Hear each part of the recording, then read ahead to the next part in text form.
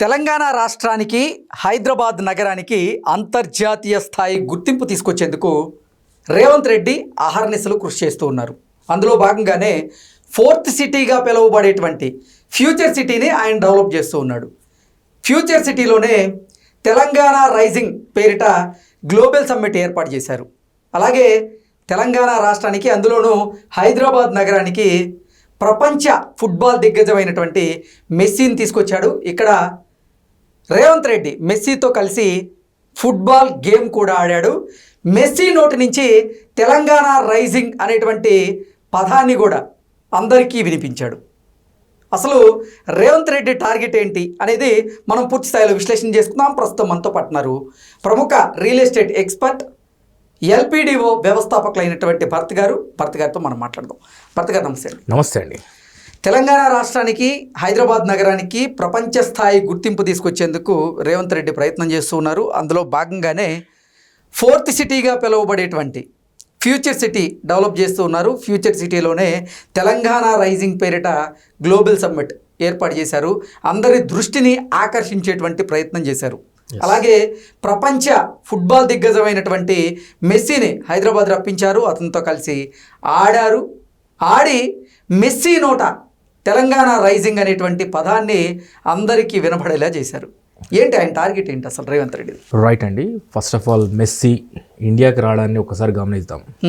Govt tour, greatest of all time tour మన భారతదేశానికి వచ్చాడు. అందులో ప్రముఖంగా ఏంటంటే ఫస్ట్ అతను వెళ్ళాల్సినటువంటి ప్లేస్ కల్కటా, అంటే వెస్ట్ బెంగాల్. అక్కడ ఫుట్బాల్ లవర్స్ ఎక్కువగా ఉంటారు, అంటే సాకర్ని ఫాలో అయ్యే వాళ్ళు చాలా మంది ఉంటారు. అండ్ అక్కడ తను ఒక 70 feet తన విగ్రహాన్ని కూడా ఆవిష్కరించే ప్రోగ్రామ్. సో అక్కడ చిన్నపాటి డిస్టర్బెన్స్ వల్ల అక్కడ ప్రోగ్రామ్ క్యాన్సిల్ అయింది, కొంత వివాదంలో. సో ఆ తర్వాత నెక్స్ట్ వచ్చినటువంటి ప్లేస్ హైదరాబాద్. హైదరాబాద్కి రావడానికి ప్రధానమైనటువంటి కారణం ఏంటంటే గేట్వే ఆఫ్ సౌత్ ఇండియా అని అంటారు హైదరాబాద్. అండ్ ఇప్పుడు ప్రతి ఒక్కరి నోట వినపడే మాట సెకండ్ క్యాపిటల్ ఆఫ్ ఇండియా అని కూడా పిలుస్తున్నారు. అదొకటి కారణం అవ్వచ్చు. అండ్ ముఖ్యంగా ఏంటంటే ఇవాళ యంగ్ అండ్ డైనమిక్ లీడర్.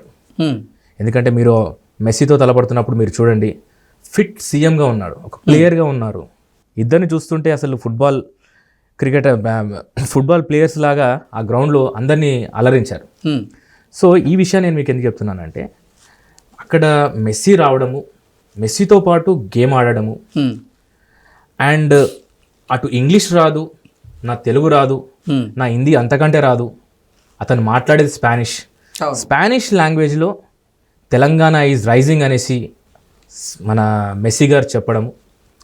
అది చెప్పిన అంటే చూడండి, ఇక్కడ భాష ముఖ్యం కాదు, ప్రతిభ ముఖ్యము. ప్రతిభ ఉంటే ఆ వ్యక్తికి ఎంత ఫాలోవర్స్ ఉంటారనే దానికి నిదర్శనం ఇవాళ మెస్సీ యొక్క ప్రయాణం. సో ఈ విషయాన్ని నేను మీకు ఇంత స్పెసిఫిక్గా ఎందుకు చెప్తున్నానంటే ఇవాళ ఒక ప్రతిష్టాత్మకంగా తీసుకున్నటువంటి నగరంగా మారుతున్నటువంటి ఫోర్త్ సిటీ పిలువబడే ఫ్యూచర్ సిటీని డెవలప్మెంట్లో భాగంగా ఉంటాయి. మనం మాట్లాడుతున్నామంటే నెగిటివ్ మాట్లాడితే చాలామంది చూసేవాళ్ళు ఉంటారు, పాజిటివ్ మాట్లాడితే కొద్ది తక్కువ మంది ఉంటారు. కానీ ఇక్కడ మనం పాజిటివ్నెస్ని గమనిస్తాం. సో ఇవాళ తెలంగాణ ముఖ్యమంత్రి మెస్సీతో ఫుట్బాల్ ఇప్పుడు మెస్సీ ఇన్ని స్టేట్స్ ఇన్ని కంట్రీస్ టూర్ చేస్తున్నాడు కదండి గోట్ పేరుతో.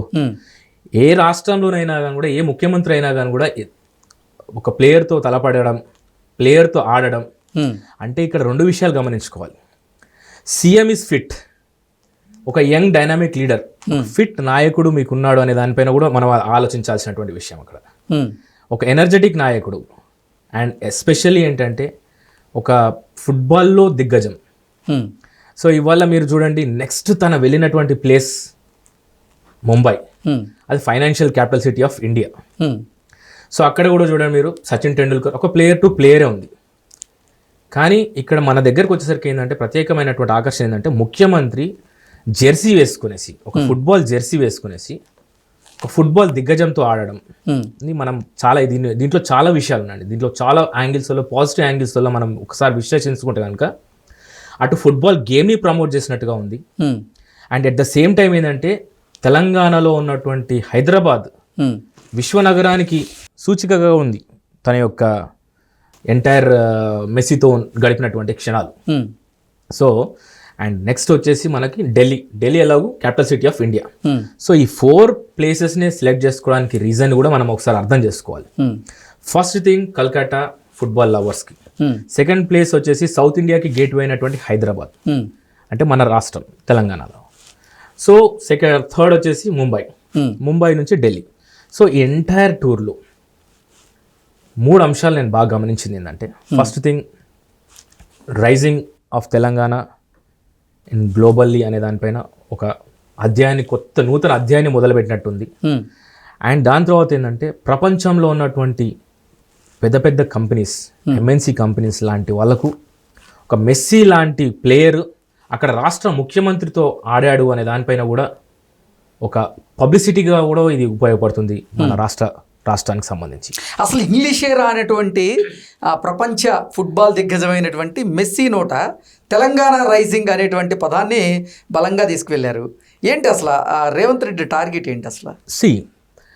ఇందులో మనం గమనించాల్సింది ఏంటంటే, అదే చెప్పాను కదండి, భాష అనేది ఒక కమ్యూనికేషన్. అవును. అంటే మెస్సీ గారి గురించి ఒక విషయం చెప్పాలనుకుంటే, నేను 2008లో స్పెయిన్లో ఫుట్బాల్ క్లబ్ ఆఫ్ బార్సిలోనాలో మెస్సీ యొక్క గేమ్ని స్వయంగా చూసిన వ్యక్తి నేను. సో బార్సిలోనా క్లబ్కి ఆడేవాడు. Okay. Basically is from Argentina.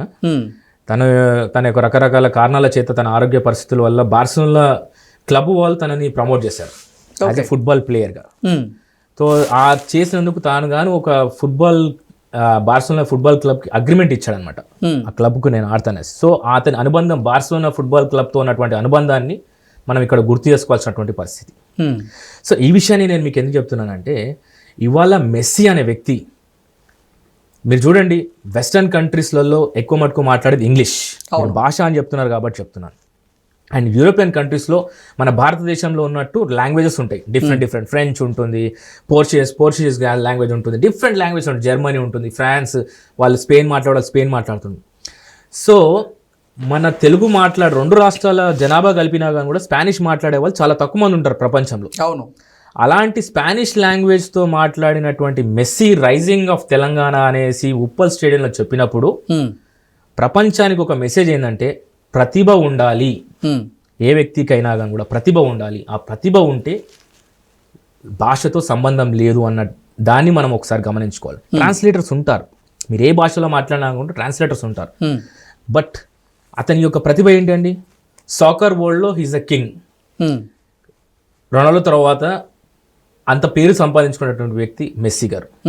And ఇక్కడ ఏంటంటే మనము ఎంటైర్ ఈ యొక్క టూర్లో, మెస్సీ టూర్లో ఎస్పెషల్ ఏంటంటే, తను మిగతా 3 ప్రాంతాలు తిరిగినా కానీ కూడా Hyderabad will be the best tour for him. అవును. ఎందుకంటే so well decently organised. And ఒక రాష్ట్ర ముఖ్యమంత్రి స్థాయి వ్యక్తి ఇందులో పార్టిసిపేట్ చేశారు. అండ్ ఇందులో మనము ఎట్లా అంటే ఒక good 2 character leaders of global leaders అని చెప్పొచ్చండి. అటు సాకర్ అంటే ఒక క్రీడా రంగానికి సంబంధించినటువంటి లీడర్ మెస్సీ గారు అయితే, ఒక పొలిటికల్ గ్లోబల్ లీడర్గా రేవంత్ రెడ్డి గారు. అంటే మీరు అనుకోవచ్చు పొలిటికల్ గ్లోబల్ లీడర్ అవుతారు రాష్ట్రానికి సంబంధించిన వ్యక్తి. ఈ హైడ్రా ద్వారా, మేకింగ్ దిస్ పాయింట్, ఈ హైడ్రా ద్వారా సరే ప్లస్ ఉండొచ్చు, మైనస్ ఉండొచ్చు, కానీ ప్రపంచవ్యాప్తంగా అభివృద్ధి అంటే నిర్మించడమే కాదు, అభివృద్ధి అంటే ప్రకృతి సంపదను కూడా కాపాడుకోవడం అనే దానిపైన ఒక మెసేజ్ ఇచ్చిన వ్యక్తి ముఖ్యమంత్రి రేవంత్ రెడ్డి గారు. సో నేను చెప్పింది మీకు అర్థమవుతుంది అనుకుంటా. సో ప్రకృతి సంపదను కాపాడుకోవడం కూడా ఒక నిర్మాణం అని చూపించినటువంటి వ్యక్తి. సో ఒక నాయకునికి 40 ఏళ్ళు పడుతుంది గ్లోబల్ లీడర్ అవడానికి, మరొక నాయకునికి 20 ఏళ్ళు పట్టింది గ్లోబల్ లీడర్ అవడానికి, ఇంకొక నాయకుడికి 10 ఏళ్ళు పట్టింది గ్లోబల్ లీడర్ అవడానికి. అంటే నేను పేరు తీసుకోదలుచుకోలేదు, కానీ రేవంత్ రెడ్డి గారికి మాత్రము ఒక 11 నెలలలో, అంటే 11 months లోపల తను గ్లోబల్ లీడర్గా మారినటువంటి వ్యక్తిగా మనం చెప్పుకోవచ్చు త్రూ హైడ్రా. సో ఈ ప్రకృతి సంపదను కాపాడుకోవాలనేసి ప్రతి ఒక్కరు ఇక్కడ తీసుకున్నటువంటి చైతన్యం అనేది ఇప్పుడు ఎక్కడైనా కానీ కూడా అండి, ఇండియానే కాదండి, ఎక్కడైనా కూడా ఎవరైనా కూడా వెంచర్లో ఇన్వెస్ట్మెంట్ చేసేవే ఉందో అది హైడ్రా. అంటే హైడ్రా అనేసి మనం ఇక్కడ పెట్టుకున్నటువంటి పథకం, కానీ అక్కడ వాళ్ళు మాట్లాడుకుంటున్నారు ఏంటంటే అది చెరువుకు పక్కనలో ఉందా, లేకపోతే అది ఏమన్నా FTL జోన్లో ఉందా, బఫర్ జోన్లో ఉందా, లేకపోతే అది ప్రభుత్వ భూమిలో ఉందా అనేసి మాట్లాడుకుంటున్నటువంటి సందర్భాన్ని ఈ హైడ్రా అనేది హైలైట్ చేసిందండి వరల్డ్ వైడ్గా. Not only in Telangana, not only in Andhra Pradesh, not only in India, throughout entire world 195 దేశాలలో కూడా ఈ యొక్క వార్త అనేది గ్లోబలైజ్గా అయిపోయింది. ఇది ప్రకృతి సంపదను కాపాడుకోవడం కూడా ఒక పెద్ద పథకం అనేసి. సో అలాంటి పథకాల ద్వారా ఒక నాయకుడు గ్లోబల్ లీడర్గా మారినటువంటి విషయాన్ని ఇది చెప్పడం అనేది నా బాధ్యతగా యాజ్ ఏ ఒక రియల్ ఎస్టేట్కి సంబంధించినటువంటి విషయాలలో మనం మాట్లాడుతున్నాం కాబట్టి ఇవాళ మీరు ఎక్కడ ఇన్వెస్ట్మెంట్ చేసినా కానీ కూడా సురక్షితమైనటువంటి ప్రాంతాలలో ఇన్వెస్ట్మెంట్ చేయాలనేసి ఒక హైడ్రా లాంటి పథకాన్ని తీసుకొచ్చినటువంటి వ్యక్తి రేవంత్ రెడ్డి గారు. సో చివరిగా ఈ ఎంటైర్ టూర్లో ఇవాళ it's a message is been clearly declared. అటు gateway of south India Hyderabad అనేది ఒక దిగ్గజంగా చెప్పుకునే విషయం మెస్సీ ద్వారా ప్రపంచానికి తెలిసింది. అండ్ అలాగే రైజింగ్ తెలంగాణ అనే మూమెంట్, ఇది నేను మూమెంట్ అని అంటానండి.